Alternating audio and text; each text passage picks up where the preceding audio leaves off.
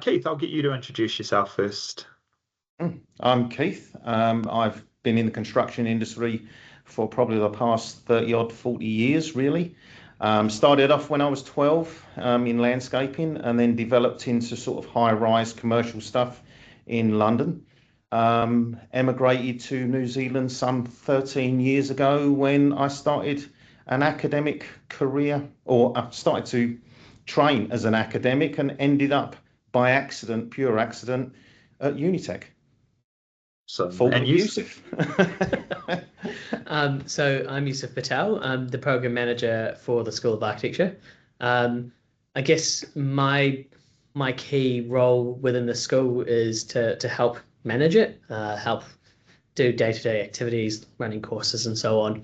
I guess my background is I did my Bachelor of Architecture Studies, moved to the Masters and PhD. My PhD was about prefab architecture. I really enjoyed the fabrication side and making. So I spent a lot of time becoming a technician, running CNC machines, eventually building a few houses with our colleagues and students.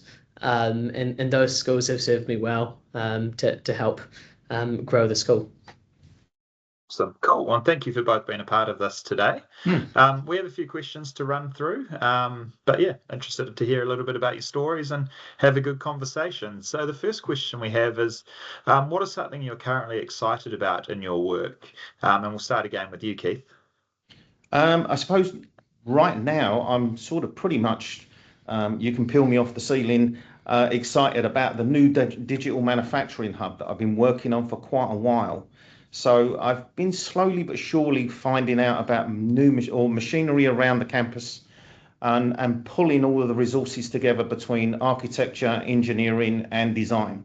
So we end up with a hub at our workshops that is more focused towards manufacture, and how do we sort of promote that, creatively look at different sorts of fields around design and seeing where that sort of takes us, and where the students really want to take it. And I suppose that's more the focus, is not to have technicians purely running it, but actually to have the students really engaging with all the machinery. It's something I've been working on for quite some time, as we're slowly but surely pulling things together and creating something out of nothing, really. See where it goes. And it helps with your courses. So Keith runs a number of design courses with our architecture students, and he asks them to do a lot of design build projects. So setting up the workshop will definitely help our students, as well as other students from other courses like trades, design and so on, to participate in this kind of digital fabrication, automation side of making. Definitely think it's a collaborative space. That was the sort of the thinking, the thought around it. I mean, to be honest with you, it sort of pretty much happened over a sausage. The sausage sizzle. Went off to Aotearoa. We went to the trade school, got introduced. So I work with another lady called Glenna. And she's introduced me to more of the trade school, and then slowly but surely, as I've been having conversations with other heads of department, then sort of the idea sort of came out of that sort of introduction, and generally bumping into people as I walk across the campus and then go, I've got an idea, what do you reckon? And then normally the response back is no, until they sort of take a few more steps and go, maybe. So it's come out of this happenstance as we've walked around the campus, and just purely over what really is the backbone of Kiwi industry, a sausage. Yeah, no, that sounds great. Very exciting. Anything you wanted to add there, Yusef? So I guess something else we've just completed is we've completed a 120 square meter prefab house. So we combined some trade apprentices who studied with us in our trades program, and architecture students who drew the house up, and they had to work together to build the house. And that was just completed a week or two or so. It's got its code compliance, which is really great. So For my end, there's some analysis to see how well that project went. That would be the second house I've built with Unitec students in the last 5 years. It does take a lot of planning, and so it's a bit of rest for me. But we also have a whole bunch of other community builds going on. So we're doing some planter boxes, interior fit outs, and so on with our architecture students coming up in the next semester. So yeah, there's no rest for the wicked. A few great examples there. Thank you for that. And then the next question is, tell us about a lesson you've learned in your work that you'd like to pass on to others. Ooh, that is sort of patience, really. I think it's coming from the industry into academia. You suddenly learn that you just need to slow down, because I've always been racing through things, and patience has been one of those things that definitely you sort of need to adapt to while you're around an institution, because things don't move at a breakneck speed. They move slowly and methodically, you know. And a fast-moving world as well. It's sort of, it's made me sort of pause, really, and made me sort of really reflect a little bit before I move forward. It's more of an informed movement forward, rather than sort of what I've been doing is flying. You know, everybody knows that when you're out on site and you're working for yourself, you've got to think of every single move, and it's got to be quick, because time is money, you know. It's just that it's afforded me that ability to actually slow down and then absorb more, make an informed decision, work with students, get them to think a little bit more laterally, you know. I guess the same thing, patience. We're lecturers, we work with students. We work in a space where planning is important, and with planning comes patience and making sure students are really looking what's in front of them. I always think about it as, and from a health and safety perspective, when I first started training students up, I don't want a nail gun, I guess a nail up my bum, and so I think what's really important. I don't know where you've been working. So with architecture students, you know, safety is key. It means patience. It means, okay, it's going to take a bit of time to work through the tools. It's going to take some time for them to understand what's in front of them, and so with the programs I run, you know, there's been instances where things have caught fire.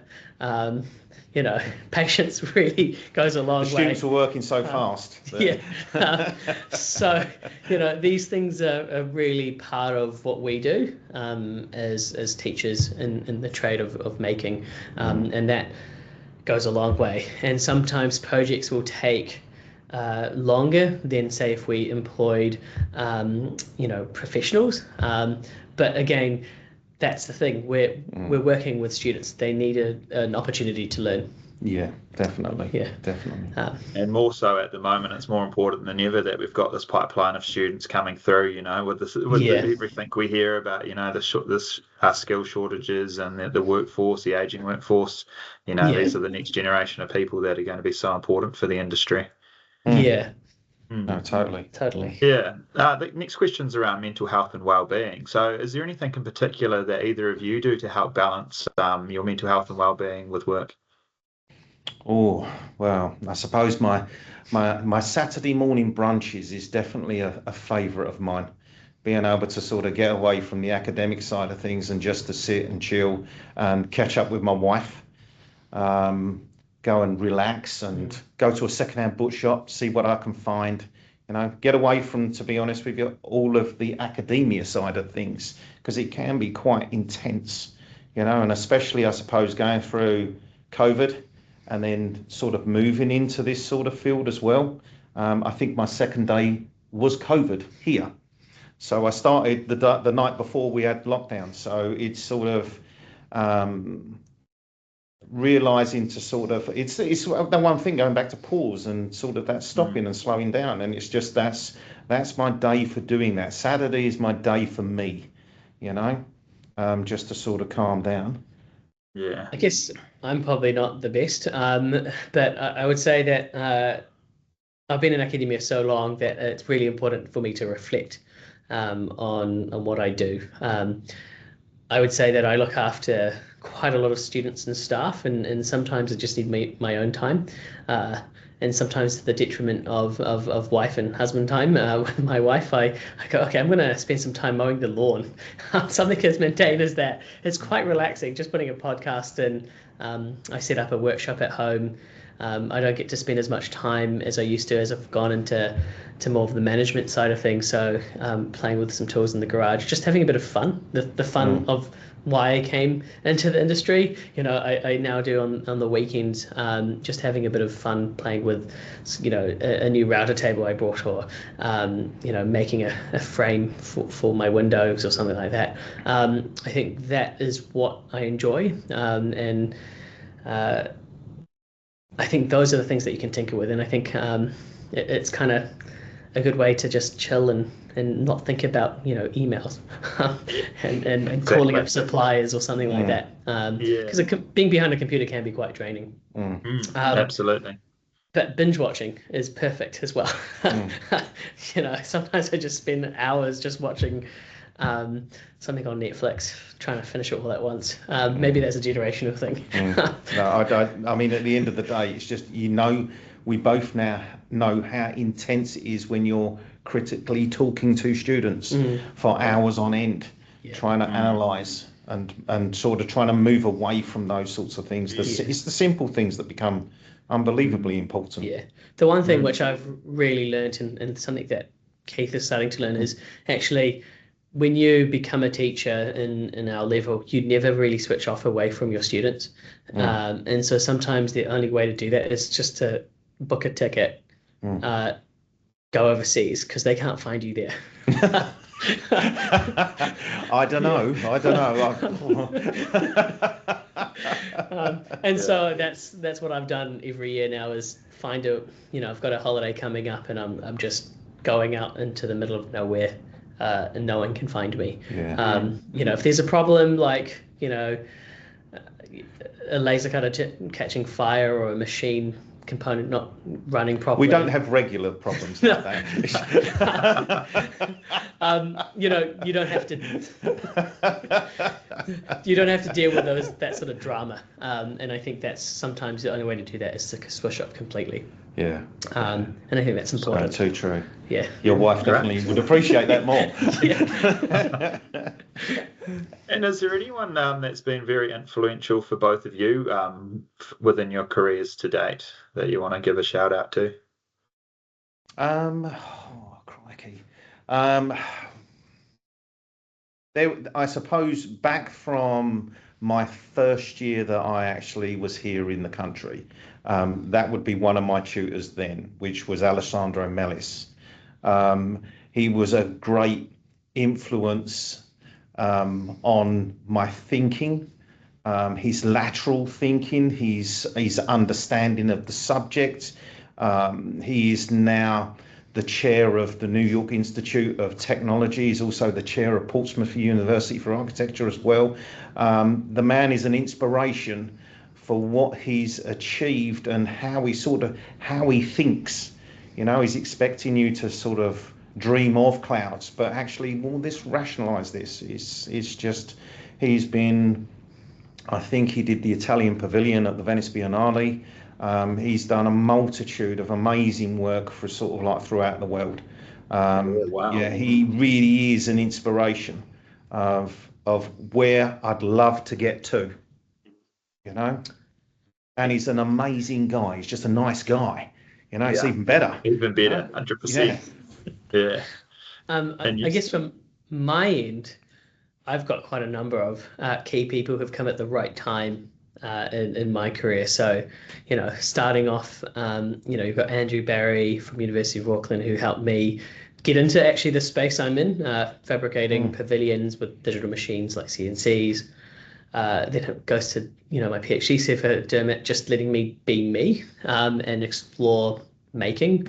Pamela Bell, who gave me opportunities in a variety of different places to explore my research. in terms of prefabrication research. And then I guess industry partners like John Davies from ProClimber, people who, like my boss Peter McPherson, who just like gives me the keys to a CNC workshop so I can spend hours till midnight playing with tools. Before I was married, to actually just explore making, and that's enabled me to bring in people like Keith, set up systems, and actually enjoy kind of the side of academia that people don't get to see much. You don't really think of architects or lecturers building houses all the time, and I get to do that yearly, or building pavilions, and that's something that's quite fun. Yeah, awesome. Yeah. And one final question.